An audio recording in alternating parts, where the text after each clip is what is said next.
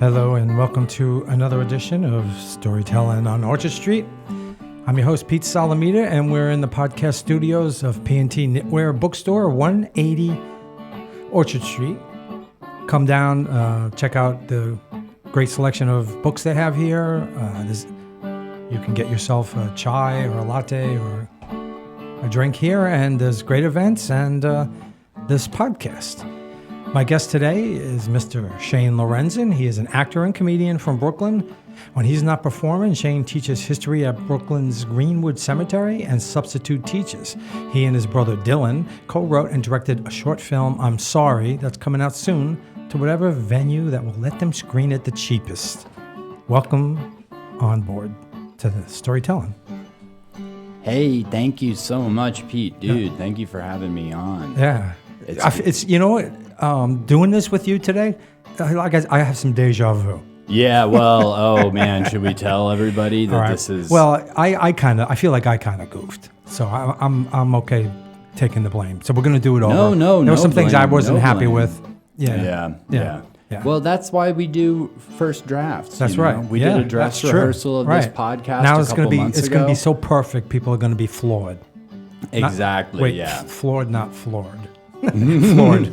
People are I'm always floored, going to but be people flawed. They're both. It's human, they can be both. They can get get floored nature. and be floored at the same time. Mm-hmm. So last time I wrote all these notes and then I really didn't look at them. So we're going to start from our history, which started at Hungry Ghost in Carroll Gardens. We were both baristas there. Yeah, man. Back in Carroll Gardens at Smith It was over Street. 3 years ago. Oh man, it's been that long now. So and right before you, because you left, I'm still working at Hungry Ghost. Right before you left, you told me you're a comedian, and I was just about to start a variety show. And I said, hey, you want to host? And here you are. I think we've done 9, or we're going to be doing. I thought we just did the 10th. Oh, maybe yeah, I've done 9 because I think I missed we've one, done 10. We've done 10. By the way, it's available on YouTube, Spotify, and Apple for all of you folks. The very swell variety show. This is available like that. I think I need more chai here to get my brain going. But there are photographs on the Instagram page, and there are some videos, including one of you. Later on, we're going to splice some of that in for the listeners and the viewers. Let's just so that's how we met, and that's how we've been working together. And let's just talk about a little bit about your history. You grew up in Brooklyn? Yeah, I was born and raised in Brooklyn. I went to high school in Manhattan. Been living here ever since as an adult. Doing comedy a lot in Brooklyn and Manhattan. I don't know, making sort of short films, just trying to like act and different stuff like that. What in your childhood you think led you in this path? I mean, stand-up comedians is kind of rare. That there are actors and comedians who had parents that were comedians, but it's not Albert something Brooks. that gets passed down that often. Yeah, true. It is like a weird it's not usually the family business. Son, like you'll have to be a clown like me one day. Right. So what was your family life like? It was good. I mean, definitely I was exposed to a lot of really funny stuff as a kid that like in hindsight. Either of your parents funny? I think my dad is pretty funny. Right. And a lot of people in my family are definitely grew up around very funny people. Right. So that was good. Especially like holidays and stuff, everybody's just like busting each other's balls and like, I don't know. Doing it's kind of like a kind of bad improv like repertoire. Right. Like everyone's just doing a character, but it's like they're making fun of my grandmother or making fun of them, making fun of like it's just right. It was a lot of clowning like that in like a family context. And then my dad was really into like old school, like classic comedy. Like he showed me all these like Marx Brothers movies. The Marx Brothers are the greatest. Yeah, and so like they're kind of lost because most people your generation don't know the Marx Brothers. I talk about them at work, and nobody knows what I'm talking about. It's crazy, man. It's a whole lost thing, dude. Yeah. They're the funniest guys that ever did it. He is, he's like late 60s. Okay, so he's my age. Yeah, that makes sense because I'm trying to figure out what age would the Marx Brothers dropped off. Right. Yeah. You know? He was still someone who like, he was saying like he would wake up in the middle of the night, like read TV Guide and be like, oh, they're going to screen duck soup at like 3 a.m. on Tuesday. Yeah, which would happen. And you would just like wake up in the middle of the night and watch a movie. Right. What you're talking about is a foreign concept to people like, you're mostly your age and younger, maybe a little older, like TV Guide. What the hell is that? Right. Like if you wanted to be like a connoisseur of media back then, like you really had to work it. You had to like work at it. Well, the now thing you is, just, I'm your down. father's age, and you had less choices.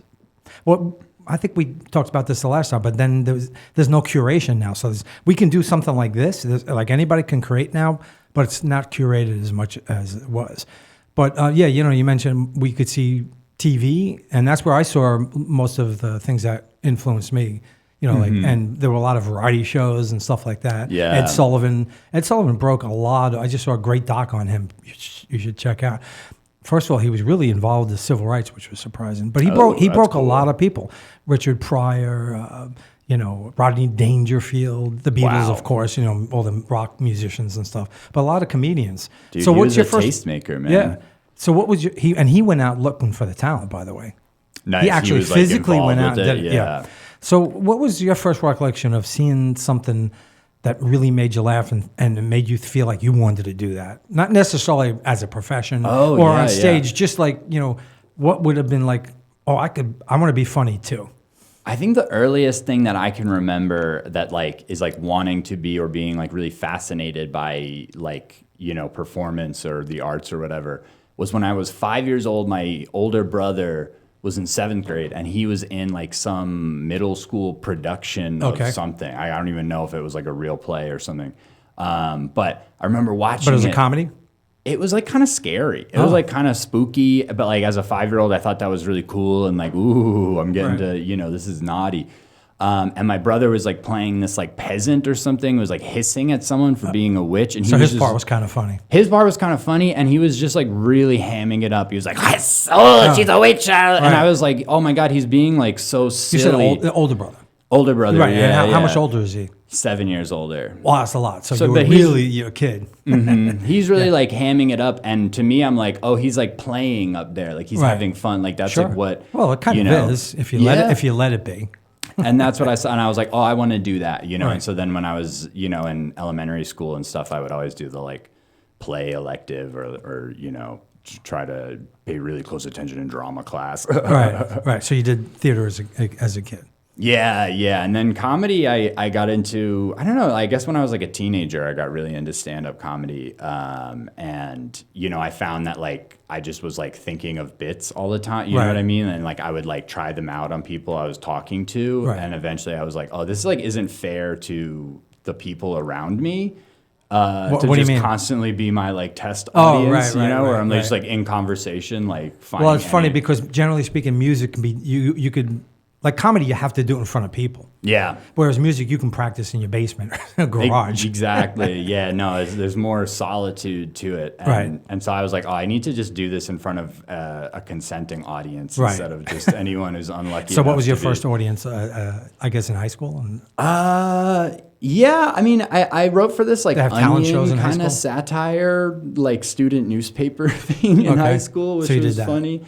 Yeah, and what was really validating for me was I wrote a joke about like a kid going to like some mission project, and I was like, oh, it really, really changed his college application, like 'cause people are like, oh, it changed my life, it changed my whatever.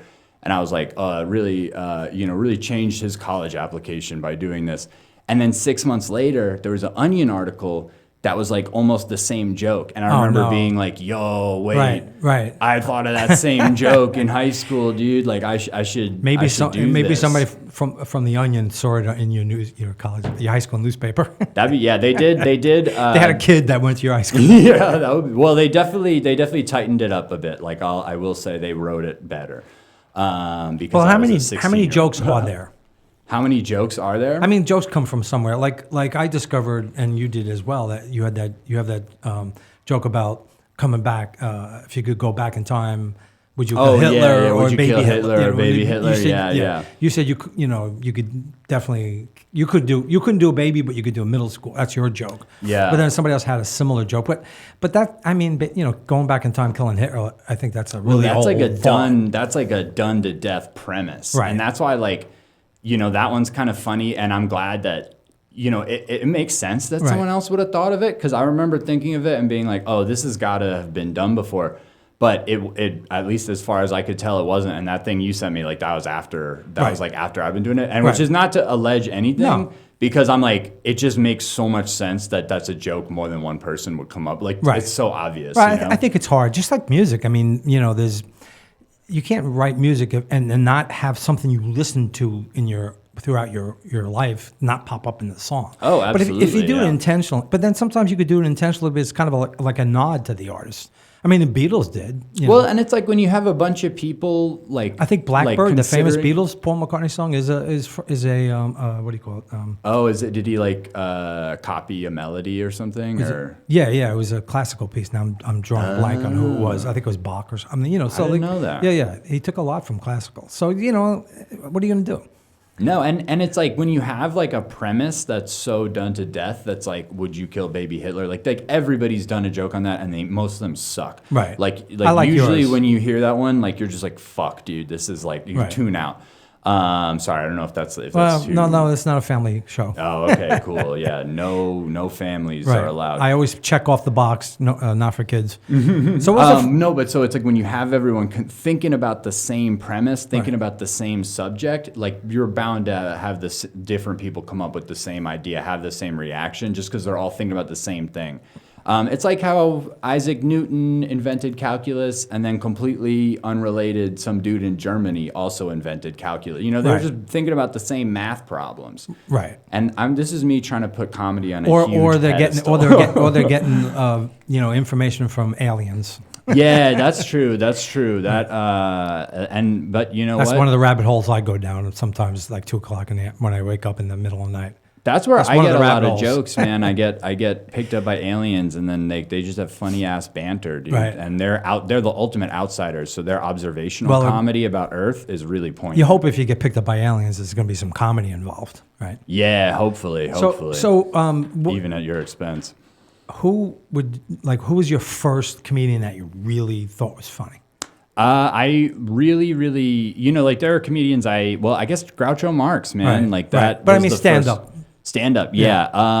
I think, at a really early age, I listened to Bill Cosby albums, but that sort of feels weird to say. I know, but they were good albums, especially for a kid. It's kind of the perfect thing, which is the ultimate irony is that's really good. So your father had the records that people my age had. Yeah, exactly.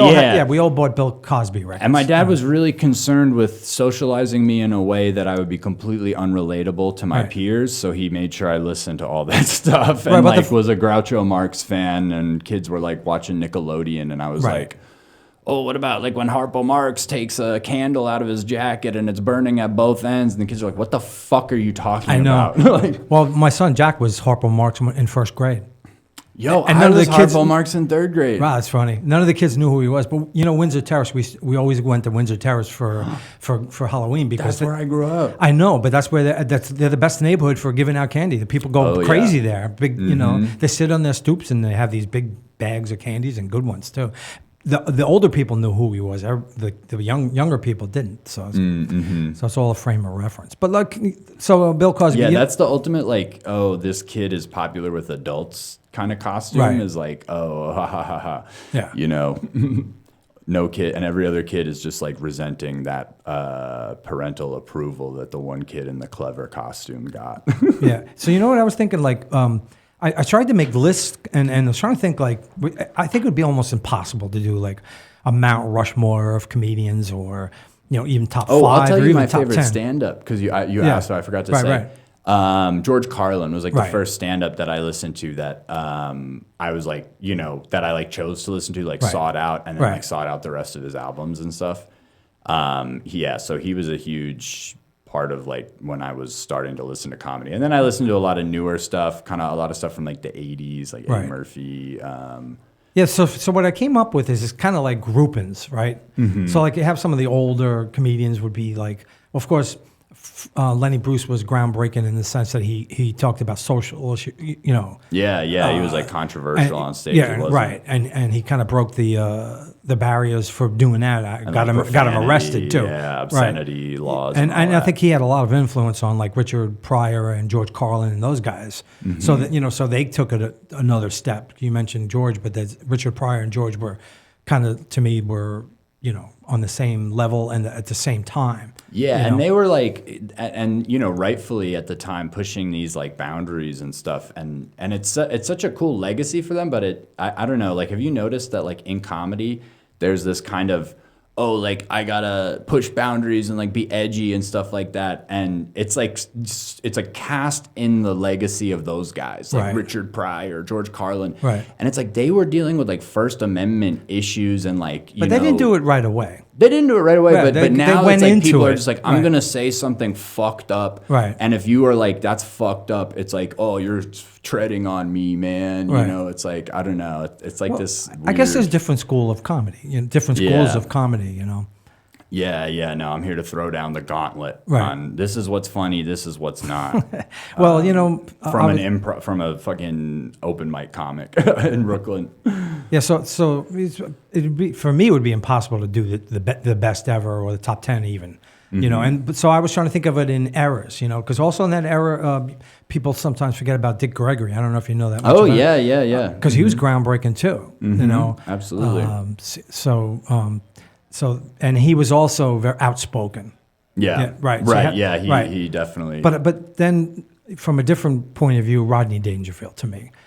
And, I heard a comedian recently on a podcast say that comedy has to be about surprise. But Rodney Dangerfield, like, what he's going to say. No. It's his way he says it. And the way he looks, everything, his expressions, his, wiping his head down, I get no respect. Yeah. So funny. Like, he is funny, but he can almost do, like, if I constantly see clips now. Once you look at one clip, you're going to see a lot of them. Yeah. But Rodney on Johnny Carson. Because I forgot good. Johnny Carson. He also broke a lot of comedians too. And his sets on those shows are so funny. I think actually he was the groundbreaker for most comedians. Yeah, Carson. Not Ed definitely. Sullivan as much. He was the one. Carson was on longer, right?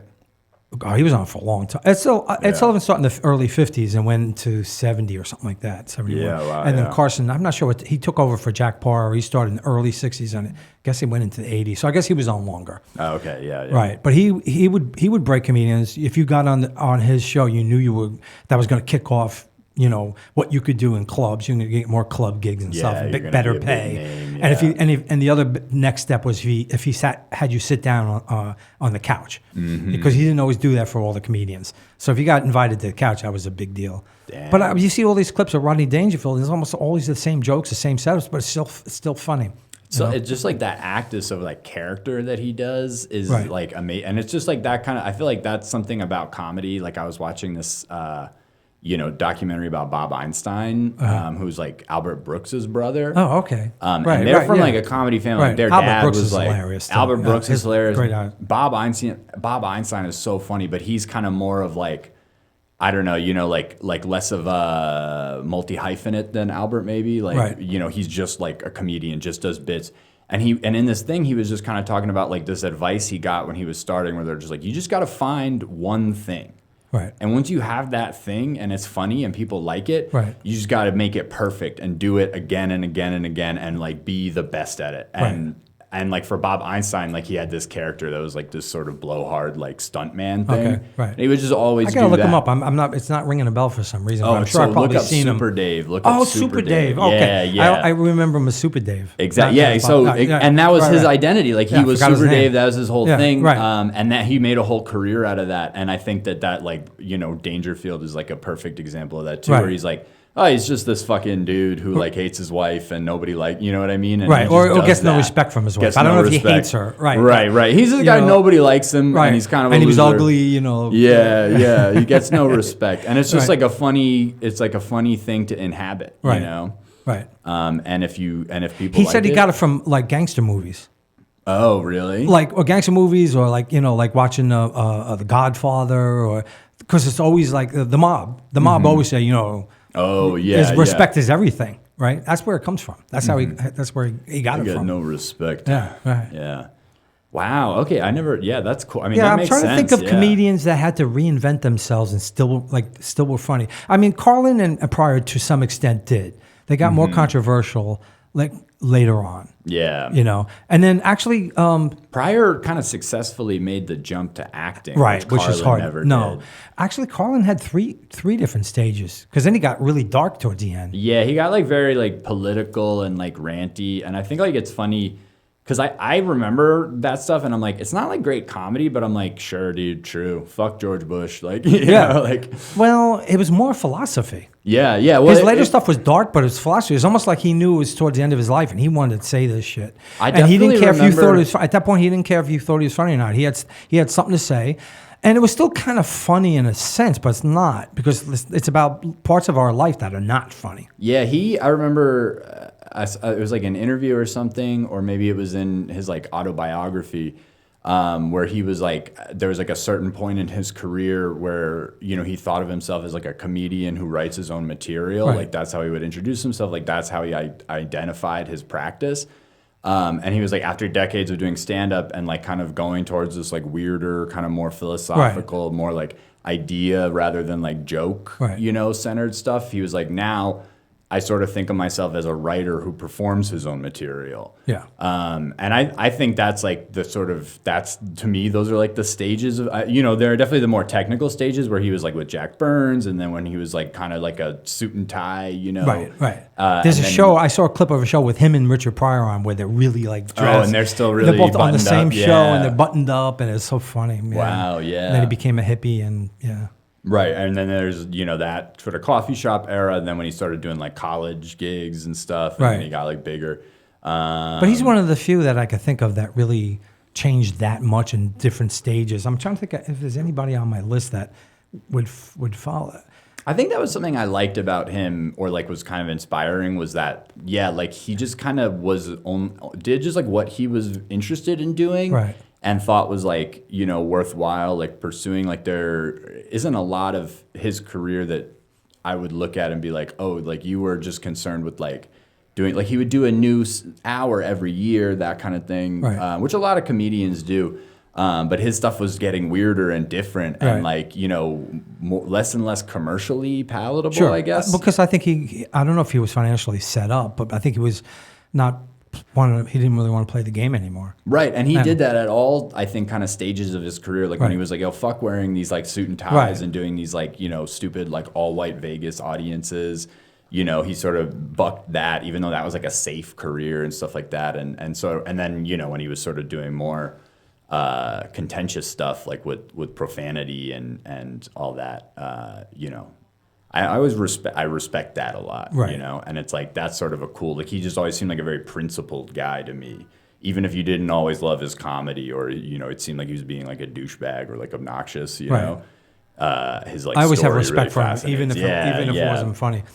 But you know, I don't think Lenny Bruce was always funny either. He was talking about shit, you know. So they're almost like that kind of comedy is almost a different kind of thing. Yeah. Well, You know, they're it's like not the guys jokes. who They're like not just invented- telling one-liners or No, even yeah. short little story jokes. Because you know. that's sort of still the vaudeville thing, you Right. know, where it's like just like that's what sort of almost like Rodney Dangerfield is more in line. Like he's almost like kind of a relic of Right. like a prior era that Right. then Yeah. Pryor and Bruce and Carlin come in and you know really change, and also Bill Cosby obviously at the time. Right. Like they come in and really change what the form looks like and what you know is it's sort of considered artistically capable of. And actually, it's funny because you know this is all about storytelling. Like that, I feel like is what becomes so central to like a lot of stand-up is like the kind of storytelling aspect of it. Not always. I mean, there's some Right, yeah, comedians no, that don't. obviously not, They just yeah, tell yeah. like Mitch Hedberg was great. I loved him. Got to see him live. But there's definitely this transition from like really kind of simple Rodney Dangerfield, Right. like punch up, like, you know, like set Right. up punchline, you know, the simplest kind of story you can get. Right, but then you have comedians who can like Yeah, like they're telling stories in the sense their set is really 40, even a 45-hour set is almost like these little stories, and sometimes there's a conclusion later. It's almost like a play Yeah, in like some ways. it's like there's You some know? theme or something, Right. or like they just end with like a longer bit that is like a story being Right. told. You know, Right. it's definitely something that became incorporated, and like I don't know, like I really loved the George Carlin album Class Clown, which was him just like not even like telling anecdotes, but just like talking about like growing up in like New York in like the 50s and shit, you know, and just cool. Like, I don't know, like that. And that kind of storytelling was like so different than the like kind of set up punchline zingers you would do. In, like, But, you know, I think I just had a thought. I think there's also, don't you think there's a difference? Like a comedian who's in the club circuit and the bars. Yeah. And then the stage comedians. Now you can be a club bar level comedian and then make it to the stage. But don't you think that's a little different? Like that way you would handle the set might be different. Yeah, I mean, especially if you get like a special, like an hour long special on whatever HBO or Netflix or whatever. Yeah, I mean, I think not all like comedians are stadium you know what I mean? Or even like, or even theater, like small theaters. Yeah, like it's a different thing. There's definitely like a kind of purist view where it's like, oh, it's if you're doing it in the basement with the kind of crowd in the room, you know, like, it can be a big crowd, but like, you know, there has to be something kind of intimate about it, and right? Like, you have to, and you might get like a feeling or a vibe from the audience itself. Yeah, like I think definitely, you know, a lot of, and this is true, like for me, like a lot of the best kind of set experiences I've had, it's like there's a real communication, like a back and forth between the comic and the audience, and like the audience is really you know, like participating and sort of willing and like open to what's going on, and then the you mean comedian, like crowd what do they call it, crowd work? Not even just crowd work, but like, you know, you know what I heard why a lot of comedians do crowd work now, because everything's filmed. Yeah. So they're afraid to use all their material. Like if they use their material at a gig, it's going to be filmed, and then it's going to be filmed again, and people can say, well, they're doing the same jokes. Yeah. That's what I heard, that why some people do it, because they're always filmed now, pretty much. It's easy. People are like afraid of burning through material. Exactly. They have to spread it out. I mean, yeah, like you don't like post everything you have on one day. True, like, but then someone else might post it. Well, maybe, yeah. Although, I mean, I don't know. Like, especially if you're at a certain level, like I don't know who's like filming you and like I'm gonna put you. Yeah, like, shouldn't. Right. You know, TMZ's not gonna pay a lot for that. If nobody knows who I am. But like, I think definitely people are afraid of burning through material, but also it's like you know, put it out in a way that like you don't burn through it really quickly, but also like write some new material and do new joke. You know, it's that kind of thing where if it keeps you writing, then do it, because it's going to keep you honest. Like if you're just trying to, you know, just do like a crowd work thing, make it look like you have infinite, you know, bits or whatever, you know, and then people go see you and you're like, oh, you know, you have some stuff that you wrote a while ago and you've done to death, you know. It's like it'd be more interesting if you were posting that, putting it out, you know, and then just coming up with new material. So we've been talking a lot about other comedians. Let's talk a little bit more about you as a comedian and your development. We talked a little bit about high school and the paper that you did. but when did going out there and putting yourself out on stage or going to open mics or whatever else that you did to get in front of people take off for you? Yeah. And what was it like in the beginning? I think, you know, in college I did a lot of improv. And I think for me that was like, you know, I was actually really nervous to start doing stand-up and like avoidant about it when I was younger, even though like I knew I really wanted to do it and had wanted to for a while. And improv was like this funny thing where I was like, oh, I can go up on stage and try to be funny in improv, because like if it doesn't work and like I'm not funny, well, I like didn't write anything anyway, so you know what do you expect? And improv is usually with other people. Yeah, exactly. So it's feeding off like other people. Yeah, there's not as much pressure. There's not as much. I don't improv. You're not usually by yourself in improv. No, no. Yeah. Although now you can, dude. AI has made it possible to do improv with AI chatbot. I saw this video of a dude with like a purple monkey that talks to him. I think it's good because I think that makes improv way better if, you know, now you don't have to talk to other people who do improv to do it. You know, it's perfect. Right. So what was it like, you know, in the early days, you know, did you sweat a lot? Did you sweat a lot? Yeah, I mean, definitely when I started doing like, cause like I think like right before COVID, I started going to open mics and trying to do stand up and like jokes I'd written.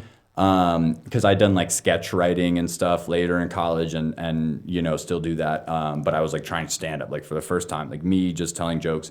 And I definitely bombed like a lot at first. And it was weird because it felt like I had to like relearn how to, you know, be on stage. Right. Cause I don't know, didn't do anything like that for 6 months. And, you know, I don't know, I went on like these like anti-anxiety meds and I was like, and it was like really night and day, you know? Right. And then suddenly I realized like suddenly had this like performance anxiety I never had before because I was just always anxious, you know? So it was like, oh, performing, whatever. Now I'm like, oh, this makes me particularly anxious, you know? So it was like I had to relearn how to get comfortable performing. Right. Have you achieved it? I mean, there's always going to be some discomfort, don't you think? I mean, you can always be better, you know, but I feel like no, I mean, and how you feel, you know, with the anxiety being on stage. Oh yeah, way better. Yeah, yeah. I think learning about that performance anxiety was like a sign that I was getting better because it's like it was just an anxiety I never even noticed before, you know. Sure. Whereas like you know I was so anxious all the time, and then you know now I'm like, oh okay, now I notice when I'm anxious, which means that there are times when I'm not. Yeah, so, you know, I'm a performer. I do poetry and poetry with music. I used to be in a band, but that's different because, you know, you're in a group and you're behind an instrument, you know, but so talking and just by yourself in front of a mic is a completely different thing. But I'm reading words and I'm not trying to make people laugh. So it's a whole different thing. But I feel like you have to have some bit of at least nervousness when you go up. I think it's just natural. And matter of fact, people like Sinatra thought, like, if you didn't get nervous, that means you've lost your passion for it. Right. I mean, I definitely think that there's definitely a difference between when I'm feeling a little nervous before I go up and, you know, versus if I'm like, oh, this is like a low stakes thing. And like, I just sort of am like, whatever. You know, not all gigs are, you know, I always try to do my best at each one, but not all of them are like, well, if I don't do well at this one, it's whatever. Like, there's only like 6 people here, or like, you know, it's just some random Tuesday night. Right. You know, so those you kind of can feel less anxious before you go on. And then, yeah, I kind of agree. You're not as tight. Like, you're not as on the ball. So it is good to have that little bit of, you know, anxiety going in. Just keeps you on your toes. Right. You know? So I'm curious, how often are you performing now? I took a little bit of a break the last couple weeks because I was really busy with work. But I had my first show back in a while on Sunday. I was hosting a show for this mic that I host every Tuesday at House Watch Bar, although I think they might be closing. So now it's going to be at this place called Dacia Gallery. So are you going to be the regular host? I am the regular host, yeah. So you turn into you get another host gig. No, host. I mean, it's good to host because you get a lot of time on stage, you know. Right. So and that's the name of the game. And you know, although you get the worst set, like the host set at a show is like you just go out there and they're not warmed up at all. Right. You do like 4 or 5 minutes and it's just terrible. Right. And then you just have to really sell them on your personality. And then the next couple people like come up and then they get warmed up and then you go on between. Yeah, it's funny. You got to get warmed up to laugh. It's hard to just sit down and start laughing. Yeah, you have to. There's like a certain momentum, like excitement you got to build. That if it's not there, people are just maybe they'll even think it's funny, but they'll absorb the laughter. You know, like it won't break through. So you know what? Why don't we? Take a short break and in the film, the video part of this, and what we're going to do post edit is add in a clip of a set or at least part of the set you did as a host. So then at a very swell variety show. I forget what the date is. So then everybody who doesn't know me can be like, "Oh, this guy's full of shit. He doesn't know what he's talking about." So you know what we're gonna do? We're gonna cut that in. So let's just take a deep breath and a moment of silence. Well, so Shane Lorenzen has been the host and the resident comedian for all 8, right? And so good man, he's a great host. I'm really happy to. So I met him we both were baristas at Hungry Ghost for a short time, but he went on to greener pastures. as a guide in Greenwood Cemetery, which is a fantastic cemetery. Book a tour with Shane. Find out when he's available. He's also a substitute teacher, which sometimes comes in his jokes. I don't know if it's going to be the case tonight. He's a great guy. We're lucky to have him. I usually try to make up jokes about Shane, but the government asked me not to do that anymore. Since we're filming this and he's part of a secret program, they don't want any more comedy. They don't want to ruin his stature. So give it up for Shane Lorenzen. Thank you so much, Pete. Yes, everybody give it up for Pete for producing and performing tonight. Give it up for Young Apples for hosting the Very Swell Variety Show, not once, but 8 times now. 8 times. So remember to buy lots of drinks and tip your bartenders tonight. My name is Shane Lorenzen, and I am the host today. I'm looking forward to introducing many of you. And I want to say, I'm sorry, I was actually almost late to this show today. Yes, because I took the subway. What happened was I was at Smith and 9th Street and the train just stopped for like 10 minutes. And, no announcement or anything, just stopped. And people were sitting there and sort of after a while, you could tell people were like looking around, the tension in the air was becoming palpable. And when it seemed like people couldn't take it anymore, the conductor came on the loudspeaker to reassure us. He said, just kidding. It's a little bit higher quality now because they got those new trains. So he did though come on and say, listen, this train's being taken out of service, but don't worry, there's another train directly behind this one. Have you guys ever heard that line before? That one is sort of, they say it to you the same way that like guys in World War II movies tell the dude who's like bottom half of his body got blown off that he's gonna make it, he's gonna be okay. Like, don't worry, man, we're gonna get you home. Don't worry, you're not gonna be late to your appointment. You're not gonna get fired from your job. Just go out of the train. There's another one directly behind it. Look down the tunnel. See the light coming at the end of the tunnel? That's your train, okay? So just walk towards that light. Just kidding, that act out kind of made it seem like the conductors give a shit, which they really don't. And it's like you get off the train and they're just like, psych, there's not another train for 20 minutes. Fall in the track and die, and when you get to hell, tell them the MTA sent you. So I like taking the train though, ultimately, despite all that. So a little bit about me. Me and my dog are on the same antidepressant. So my dog is on Prozac. He's on Prozac because he was like having trouble sleeping. He's anxious all the time. He can never focus or anything like that. I'm on Prozac because I bit my neighbor's kid. Which, in my defense, he was riding a skateboard, so, it's a little dog humor. I really love my dog, though, and people always ask me, because he's very cute, so they want to know, like, what kind of dog he is. And I don't know. I think he's a mutt. I don't know what the mixture is. I got him from, like, a shelter, but it was a shelter in Miami, so I do know that he is Cuban. Little Cubano perro. Very cute, very sweet. Just don't mention Castro, or he'll go like,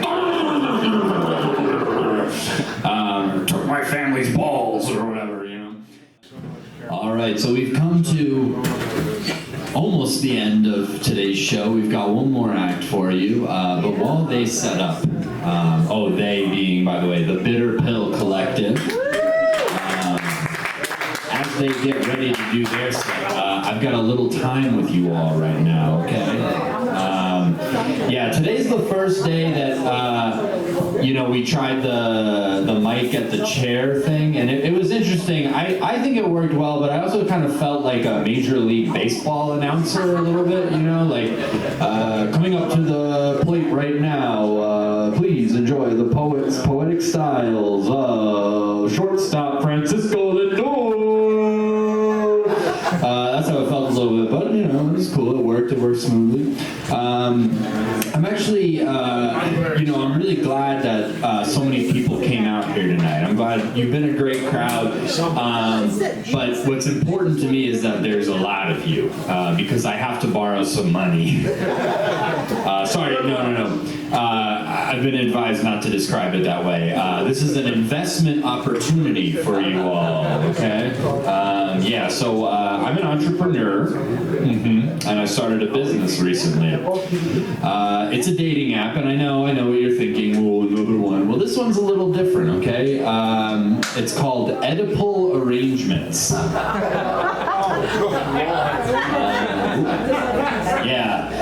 Basically what it is we set widows up on blind dates with the men who killed their husbands. I think that there's a lot of potential there, I really do. Because the WILF market is untapped. No one's ever made a product for these women, and I'm going to be the first one to do it. They've inherited a lot of money, or made it themselves. I really don't care. I just want my cut. I just want some of it.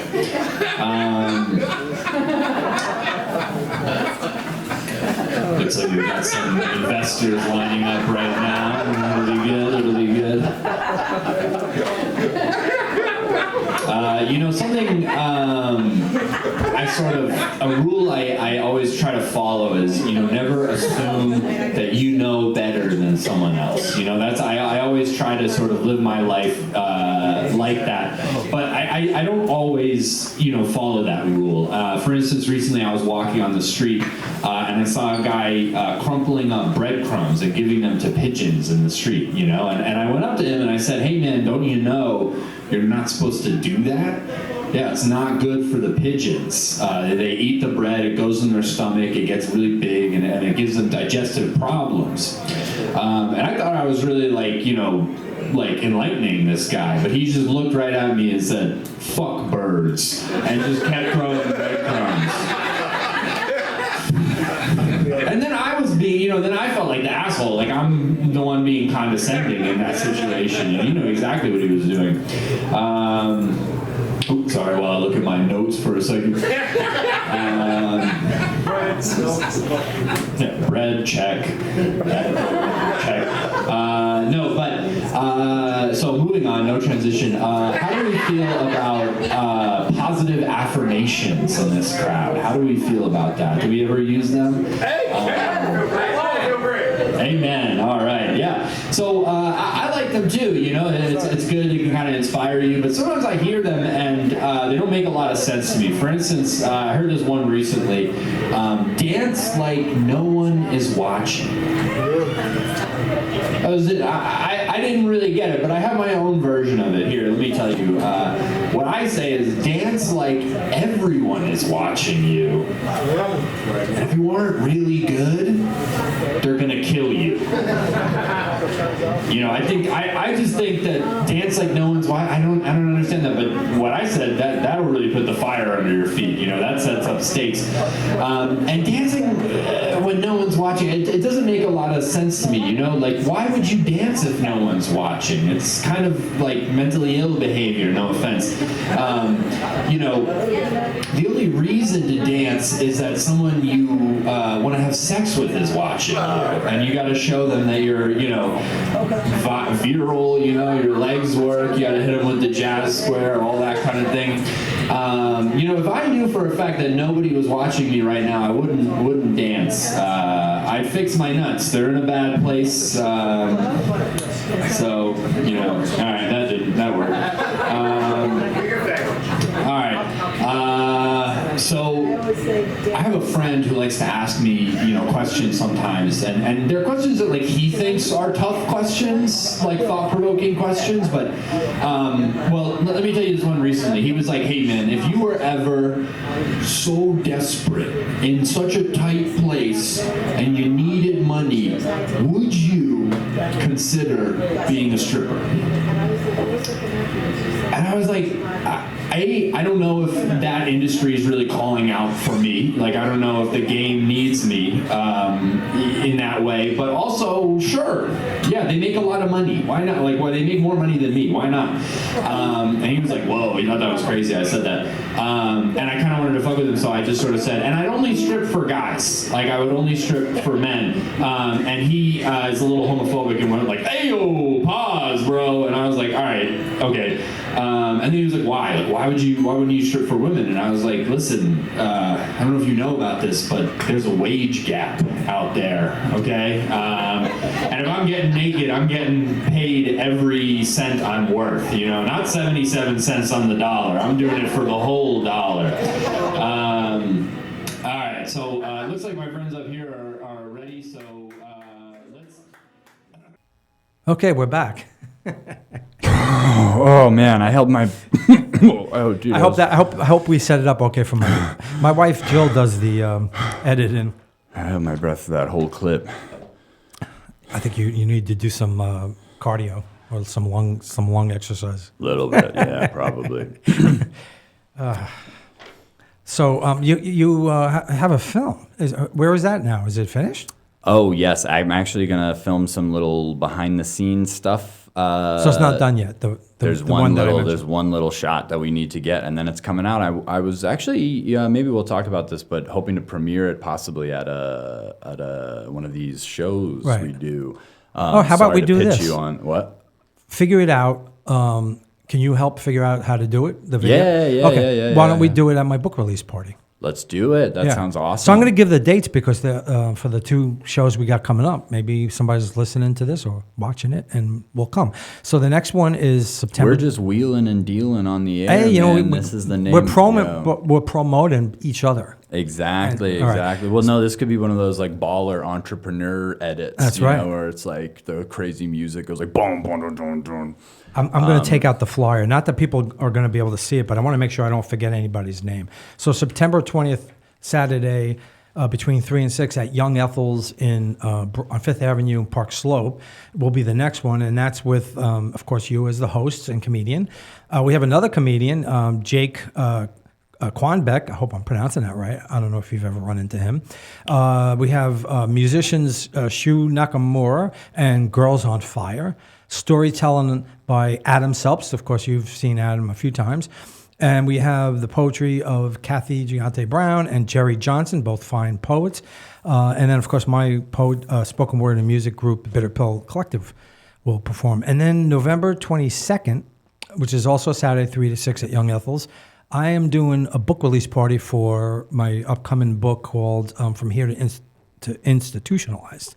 So we're going to do the variety show, but it's going to be people reading my poetry, and we'll get some musical guests, and of course you will do your typical. Or maybe instead of doing this, maybe you could do the film then. Yeah. Figure it out. I'd love to do it. Yeah. What is it like? 5 or 10 minutes? Oh, it's like 5 minutes, 6 perfect. minutes tops. Yeah. So figure out the what do you call it? The technology. Yeah, I'll get a projector. Well, there's one there. Oh, so we just have to figure out how to access it. Sweet. I think it might be through Bluetooth. I don't know what. Something like that. Yeah. Yeah, but let's make sure we figure it out, and so people then can see your film. They can see you do also a short set. If you guys know how the projector at Young Ethel's works, well, worst comes to worst, we can can call the. I can make a call. If you're listening and you work at Young Ethel's, please reach out to us. We're very popular with the Young Ethel's staff. I'd like to think so. I think they must like the variety show. We do good business. Yeah, I always tell people to tip the bartenders. Yeah, I mean we bring a crowd. For a Saturday afternoon, we bring a good crowd. Yeah, there'd be fucking nobody there otherwise. Yeah. All right, so but we won't be able to. So you guys better be happy, Young Ethels. That's right. So unfortunately, we won't be able to add the video to this show. So maybe we can do it. People can see it on the film. But it's coming, guys. So where are you going to show it, or how are you going to get it out there? It'll be, and where will it be streaming anywhere? I think eventually it'll go on like Vimeo or YouTube. Okay. Or we're gonna see if we want to submit it to some stuff. Right. Have you been looking into how to go about doing that? Yeah, like especially a lot of local stuff. Like that's sort of what I would be interested in, is just some kind of like local New York or like Brooklyn, like indie film, like low budget indie festival. Right. That would be fun. and I don't know. I act in it. You want to explain the premise? So the premise is, and it's a little crude. I apologize, but it's called "I'm Sorry." And if you guys have ever seen the movie World's Greatest Dad with Robin Williams, have you guys ever seen that? I did not see that. It's kind of I was a little inspired by the premise of that movie, Okay. but I wanted to take it in a different direction. That is a movie about a guy whose son accidentally kills himself Whoa. doing autoerotic asphyxiation. Wow. But he writes his son a fake suicide note to like cover it up. And I was like, oh, what if you had that idea before the accident and you did that and you wrote a fake suicide note for yourself just in case? Right. So that's it. That's it's this guy. planning ahead. Exactly. Right. So he's like, just in case I die doing this, I've got a suicide. Yeah. Like, I'm good. No one's Right. going to No one's going to say the guy from In Excess. Exactly. Yeah. Yep. No, that's the thing. And that was a great band, but that's unfortunately you can't help but think that. Nope. And it's a lot of time. Like, I don't know. People, it's like funny because I think I wrote it with my little brother and he's really funny. Like he's kind of crazy. Like what got him thinking about it or it was excited his idea? about it. Well, he was like, oh, what if you did that? Like, what if you had like a suicide note because you were, doing that?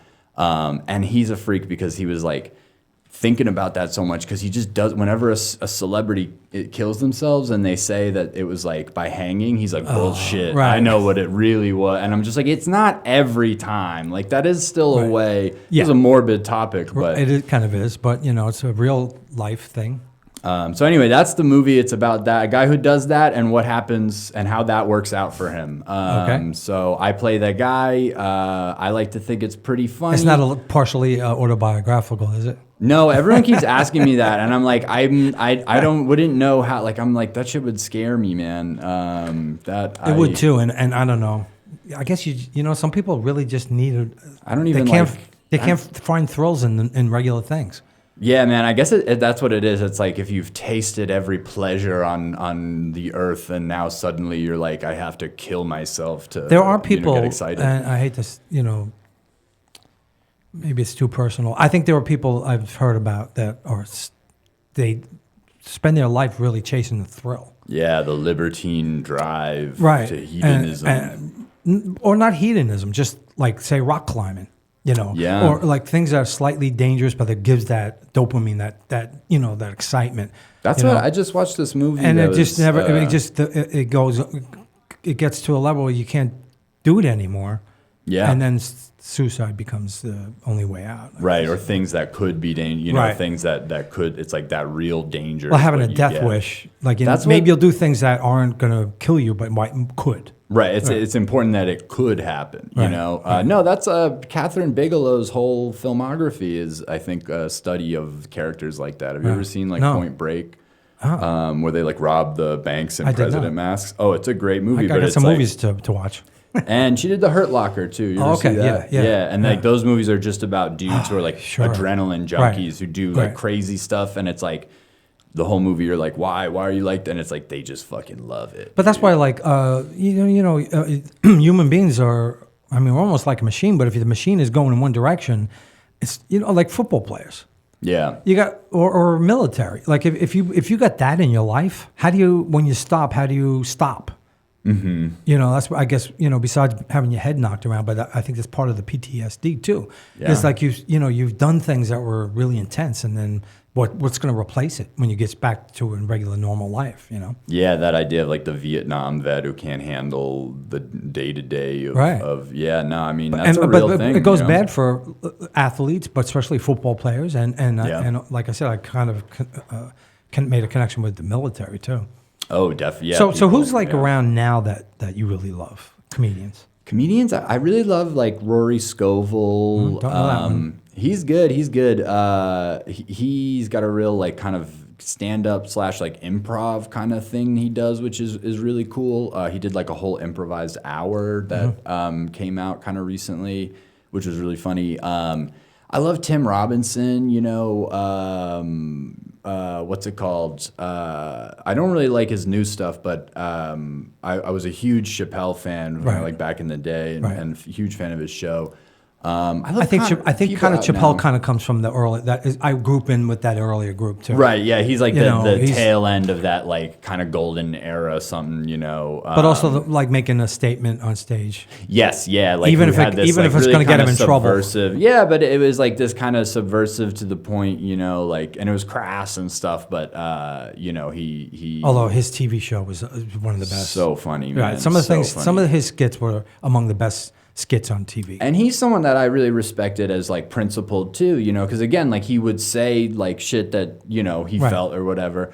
And then when you know why he canceled his show? Because Comedy Central, wasn't it because they wanted to have more control, or was it financially? They were going to give him $50 million or something.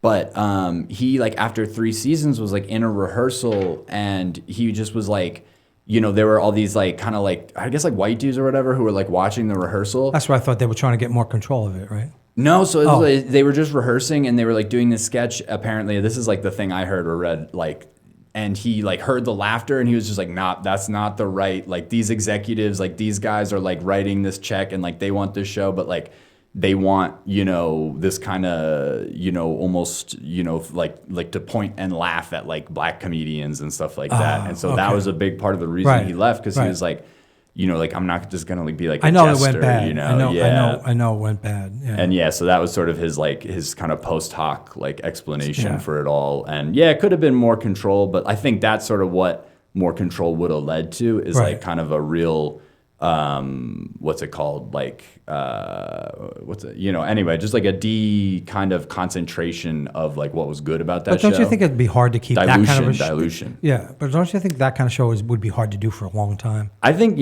sketch shows I feel like need to have like a hard 3-season max, to be honest. Right, well, especially when it's from the point of view of one person. Oh yeah, like one comedian's like when it's like one particular individual's like kind of oeuvre. Like he there are people that were funny and maybe I don't know if I think Charlie Murphy might have.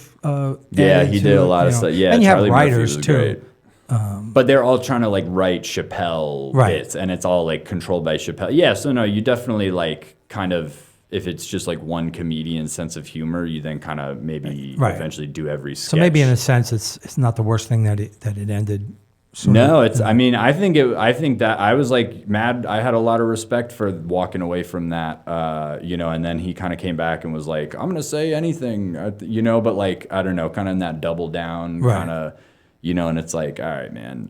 He reminds me of J.K. Rowling, you know, where I'm almost like, I don't even know if you believe these things. I think you just like you know, poking the fire. Yeah, poking the bear. You just get something out of that. I'm not sure why he's dying on that hill, but, you know. They're both just, like, incredibly rich and bored, you know. Right, like I don't know. Yeah. But I don't think that was his audience anyway. If you were talking when he's the trans rights, is that what you're? Yeah. Oh yeah. He's like made all these dumb jokes. But I think for what do you call it? For like the edgy kind of comedian. No, but I mean for J.K. Rowling, like her audience that's a big part of it. Yeah, know, gay, lesbian, and you know LGBTQ are big followers of that show. I think she kind of let them down, you know. Absolutely. And now like everyone doing the adaptation has to like denounce her public. It's like really funny, dude, but it's like they're going to do this thing that's going to make her $1 billion in royalties anyway. But they're like wagging their finger, rightfully so, but I'm like, just don't do the, you know. It's like doing a Woody Allen movie. I'm like, all right, it's a good opportunity, but how are you you're gonna be kind of embarrassed about this one day. Just so you know, I know you have a plane to catch, so we only have about 5 minutes left. Oh, okay. Yep. Yeah. Any last, any gotcha questions you got from me? I usually read at least a poem or two. I'd love to hear. Yeah. Man, I should have written a poem now. So both of these, I'm going to read the same ones I read last time. I don't know if you remember them, but I find like they're both. I try to pick ones that are related to my guest in some fashion. These are both very relatable to you. The first one's called "The Job Interview." God. Yeah, that sounds awfully familiar. Do you have a YouTube channel or something? Or maybe I got your resume a few weeks ago. Sorry, it's been awfully busy here lately, shuffling through papers. And you know, it's flu season, got a lot of call-outs. Wait, I think I found it. Holy wow. I see you've been quite busy. I'm really impressed. But I have to ask you, are you sure you aren't exaggerating your experience just a little bit? I mean, what you got here is quite epic. And I think you might be way overqualified for this position. Look, I understand you're highly motivated, blah, blah, blah. But for Christ's sake, this is just a barista slot. And quite frankly, with all that you've done, your latte art is a bit lacking. Jesus, I'm sorry, but it would take a miracle to change my mind. Wow. That's God going to be a barista. Oh, yeah. Oh, man. No, We've had some baristas, worked with some baristas that probably thought they were God, but that's a different story. Dude, I mean, I was a barista for so long that when I went into like the Hungry Ghost interview, I was just like, bro, I can handle it. Like, I'm a seasoned barista from pre-COVID to during COVID, like all. I was an essential frontline worker. And then I was not prepared for the clientele there, man. Like that location, I was like, damn, this is the most unfriendly regulars I ever had. Right. Dude. But I feel like I was also just like in a bad mood all the time back then. So, but thank you. I will say that is a great selection, and I really appreciate that. I've never told an employer I'm highly motivated, though. I've always avoided that. That would be a lie. We have a few minutes left. Do you want to read your next poem? Well, no. Sorry, I didn't mean to. No. You want to talk about Greenwood? Because I love Greenwood. Yeah, dude. Explain to people what that job's like and what Greenwood Cemetery is like. Absolutely. Well, let me plug. And why it's not weird to want to go to a cemetery. Thank you. That is it. I really love answering that question. So I also am an educator at a cemetery in Brooklyn called Greenwood. And it's really cool. They used to tell you when you came there that it used to be the most popular tourist destination after Niagara Falls.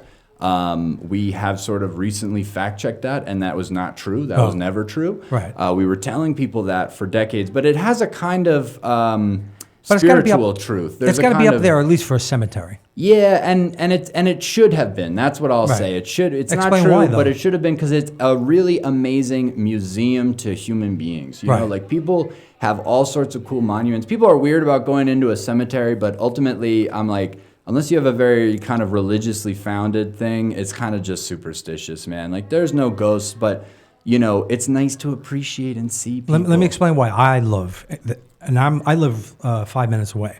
And So this is why I go there a lot to get peace. First of all, it's one of the most beautiful places in Brooklyn. Absolutely, one of the largest The green landscaping spaces. is beautiful. It was a farm, and there used to be pasture for sheep. Prospect Park was based on the design of Greenwood Cemetery. They saw that, and they were like, oh, we're going to do the city park. Prospect and Central Parks are heavily Because based on that design. when it became a cemetery, there was nobody buried there yet. So people would go there for picnics. Exactly. So the parks said, well, I mean, we should have a park that people want to go to. Exactly, which kind of stole their thunder. Like, I think Greenwood should be kind of like, we don't take that line, but I think we should be like, yo, fuck Prospect Park, fuck Central Park. We were the original one. They stole all our audience here's the thing, by not having dead people. I think it's buried. cooler and more beautiful. Well, Prospect Park is beautiful, but Prospect Park always has a lot of people in it. And Greenwood, you'll see other people walking there, but it's really very quiet, and you hear some cars. But the nature is beautiful. There's all kinds of trees. There's no highways going around it too. That's the difference. No, with Prospect I mean Park, you can at some points hear cars, traffic. There are busier and less busy. But the roads, landscaping is beautiful. There's all these old trees. There's art, because a lot of the monuments are beautifully art. It's considered honestly a museum, and when it fills up, which it will eventually, and history. Yeah, it's a history museum, and that's sort of what I'm like is so sad to me about people's kind of attitudes towards like visiting cemeteries. I think who I meet sometimes where they're like, "Whoa, I'd never do that." They feel like it's mad weird. I'm like death makes you uncomfortable, but like it doesn't. If people remember you and like visit you and stuff, like that's sort of better than not. You know what I mean? It's like, what's gonna happen to you when you die if you're this way? That like, oh, you want nothing to do with anyone that's dead. Right. It's like you're just going to stop existing, man. And, when you go and you appreciate these monuments and the history of the people buried there, it's like they're still, you kind of keep them in existence for a little while longer. And there's history. Yeah, the Civil War history. There was a battle of history, and there's famous people buried there. Absolutely. Leonard Bernstein, Basquiat. It's so funny, dude. Everybody, when they come on my classes, they want to see Basquiat, but it's like, they'll book like like a women's history tour, Oh, or they'll right. book like a Civil War history tour, Right. and then And then at they the wanna end they'll see be like, that. "So when are we going to Basquiat?" I'm like, "What did you book? Like, do you know what you booked? I've been talking about the Civil War for 45 minutes. Right. What are you talking about? He didn't fight in it." All right, so we're on the time clock here. Oh, You have to get ready to. Where are you going? I'm going to Oakland. Okay. A friend of mine moved out there, so I'm going to stay with him, check out the comedy scene, open mics and All right, stuff. cool. There. How long are you gonna be out there? I'm going to be out there like about 4 days. So Nice. Okay. nice little Labor Day All right, well, cool. week. I hope trip. it goes great, and I will see you on the September 20th. I hope somebody comes from listening to this podcast. So that's where we're at. We gotta wind it up. Oh, my phone's here. I gotta get the official theme. Get that theme music Yes, playing. we can't end the show without the theme. Or else this episode will continue. I lost the setup, so it's taking longer than usual. Oh, don't worry. I'll kill time. All right. Where you guys coming here from? Where is it? Where is Shit, it? there's no crowd. I can't find it. My. You know what? We're just gonna have to end the show without the theme. It just disappeared. This has happened before. Technology is great when you have it and it works good. It's fickle though. I think it feels like I might have erased the video from the. Oh no. All right. Well, anyway, so we're just going to end this without music. You've been listening to Storytelling on Orchard Street.